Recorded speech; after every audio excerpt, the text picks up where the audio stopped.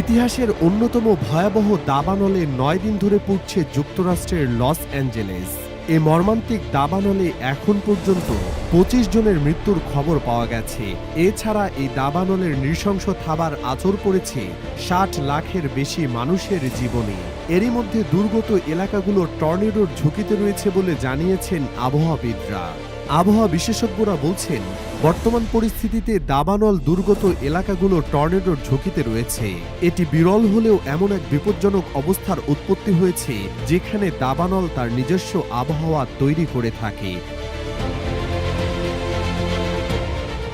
যুক্তরাষ্ট্রের জাতীয় আবহাওয়া দপ্তর সতর্ক করে বলেছে, দাবানল ছড়িয়ে পড়া এলাকায় বাতাসের তীব্রতা বেশি রয়েছে, পাশাপাশি পরিবেশ খুবই শুষ্ক। এই দুয়ে মিলে এক বিশেষ বিপজ্জনক পরিস্থিতি তৈরি করেছে। এই পরিস্থিতিতে বড় আকারের নতুন দাবানল দেখা দিতে পারে। আবহাওয়াবিদ টড হল বলেছেন, বর্তমান চরমভাবাপন্ন আবহাওয়ায় শক্তিশালী টর্নেডোর সৃষ্টির আশঙ্কা রয়েছে। গত আগস্ট মাস ধরে বৃষ্টি না হওয়ায় দাবানলের কারণে দক্ষিণ ক্যালিফোর্নিয়ার বাতাসের মান ও গতি আরও খারাপের দিকে গেছে।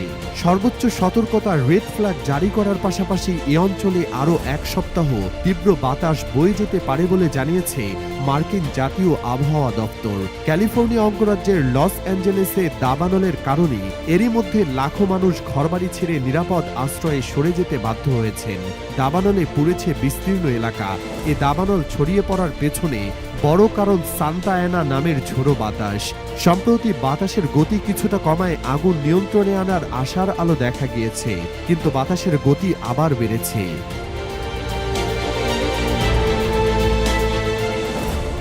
লস অ্যাঞ্জেলেসে দাবানল শুরু হয় ৭ জানুয়ারি। সেখানকার প্যালিসেডস এবং ইটন দাবানল দুটিকে সবচেয়ে ভয়াবহ বলা হচ্ছে। এই দুই দাবানলে অন্তত ১৪৫ বর্গ কিলোমিটার এলাকা পুড়ে ছাই হয়ে গেছে।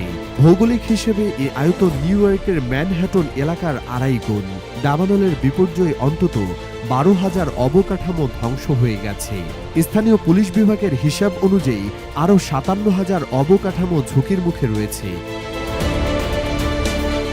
এদিকে ইউসিএল-এর একটি বিশ্লেষণে বলা হয়েছে, এই দাবানলগুলো বর্তমান বিশ্বের জলবায়ু পরিবর্তনের প্রভাবে আরও বড় এবং গরম হয়ে উঠেছে, যেখানে গ্রিনহাউস গ্যাস দূষণ একটি বড় ভূমিকা রেখেছে।